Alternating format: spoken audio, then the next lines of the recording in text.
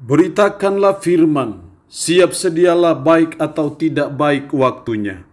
Shalom, puji Tuhan kita bisa berjumpa lagi dalam Renungan Harian edisi 18 April di hari ini. Mengawalinya mari kita minta pimpinan dan pertolongan Roh Kudus. Kita berdoa. Segala puji dan syukur kami kembali naikkan kepadamu ya Tuhan, karena tak henti-hentinya, tak putus-putusnya berkat-Mu, pertolongan-Mu dan pemeliharaanmu dalam kehidupan kami, sehingga kami masih ada sebagaimana kami ada di hari ini. Kami mau membaca, merenungkan sebagian dari firman-Mu yang menjadi pegangan, sandaran, patokan dalam perjalanan kehidupan kami. Karena itu hamba berdoa, Roh-Mu yang kudus, urapilah dan berkatilah kami dengan kebenaran firman-Mu di hari ini. Dalam nama Tuhan Yesus Kristus kami berdoa. Amin. Nats firman Allah di hari ini masih lanjutan dengan tema seri yaitu berbahagia ataupun kebahagiaan menurut firman Allah, kebahagiaan menurut perspektif ilahi ataupun pandangan Tuhan. Kita akan merenungkan bagian firman Tuhan dari Injil Matius pasalnya yang ke-11 secara khusus pada ayatnya yang ke-6. Firman Allah berkata demikian, "Dan berbahagialah orang yang tidak menjadi kecewa dan menolak aku." Demikian firman Allah di hari ini yang kembali memberi jawaban atas pertanyaan, siapakah orang yang berbahagia menurut firman Tuhan? Siapakah orang yang penuh bahagia, yang penuh berkat menurut firman Tuhan atau menurut perspektif ilahi? Dalam ayat 6 jelas, berbahagialah orang yang tidak kecewa dan menolak aku. Dalam menjawab pertanyaan dari orang-orang yang diutus oleh Yohanes Pembaptis yang bertanya tentang siapa Yesus, apakah Yesus itu adalah orang yang selama ini dinanti-nantikan atau bagaimana? Dalam rangkaian memberi jawaban atas pertanyaan itulah, sehingga Yesus memberi jawaban, berbahagialah orang yang tidak menjadi kecewa dan menolak aku. Jadi siapakah orang yang berbahagia menurut Tuhan? Firman Allah berkata, orang yang tidak menjadi kecewa dan menolak aku. Itu berarti bahwa dengan kata lain, dengan bahasa yang lain, orang yang berbahagia adalah orang yang tetap setia mengikut Yesus. Dia tidak kecewa dalam mengikut Yesus dan dia tidak menolak Yesus. Itulah orang yang berbahagia di mata Tuhan.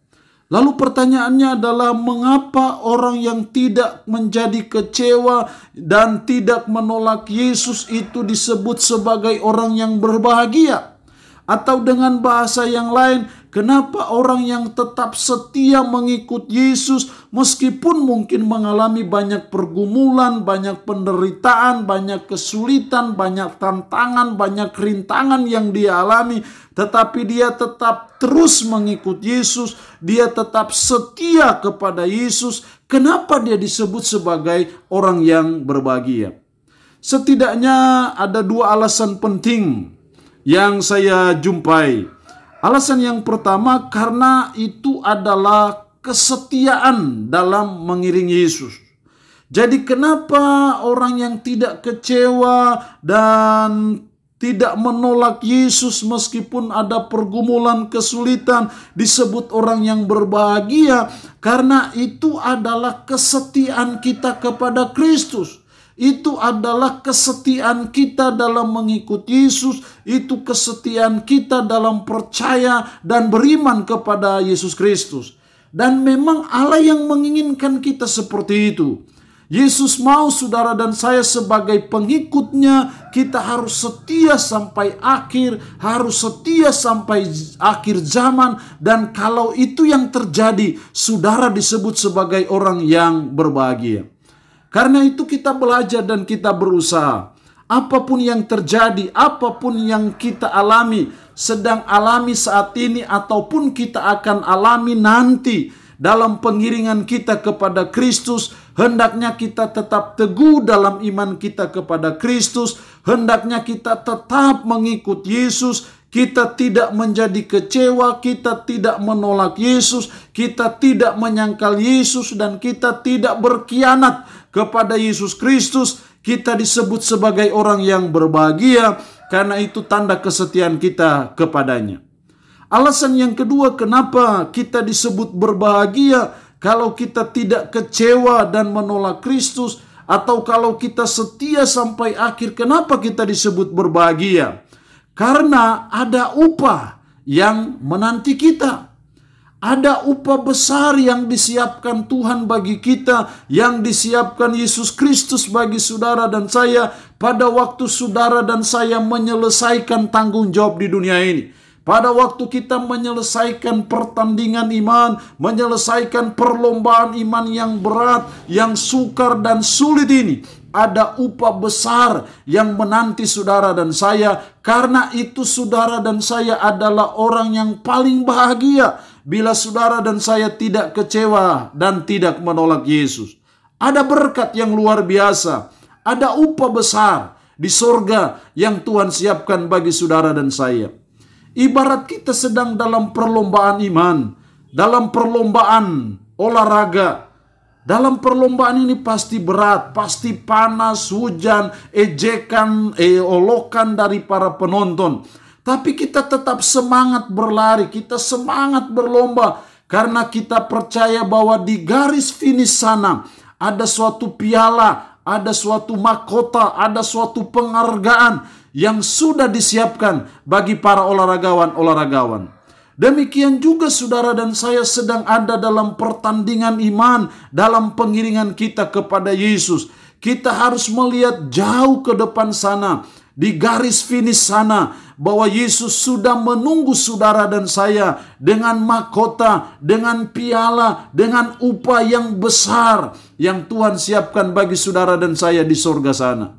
Saya percaya adalah suatu kebahagiaan tersendiri bagi saudara dan saya. Setelah kita lelah, capek dalam perjalanan hidup di dunia ini, dan pada waktunya kita mengakhiri pertandingan iman, dan ada suatu piala, ada suatu kemuliaan yang Tuhan sudah siapkan dan sediakan bagi kita sebagai garansi atas segala perjuangan hidup yang kita alami, yang kita lalui dalam pengiringan kita kepada Kristus. Sorga, Yerusalem baru, Tuhan sudah siapkan bagi saudara dan saya. Di sana tidak ada lagi penderitaan, di sana tidak ada lagi penyakit, di sana tidak ada kesulitan, di sana tidak ada lagi air mata. Yang ada adalah kebahagiaan, dan kebahagiaan itulah upah yang menanti saudara dan saya di surga nanti. Makanya orang yang tidak kecewa dan tidak menolak Yesus disebut orang yang berbahagia, karena ada upah besar yang menunggu saudara dan saya. Allah yang mempunyai firman ini memberkati kita dengan firman-Nya di hari ini. Amin. Mari kita berdoa.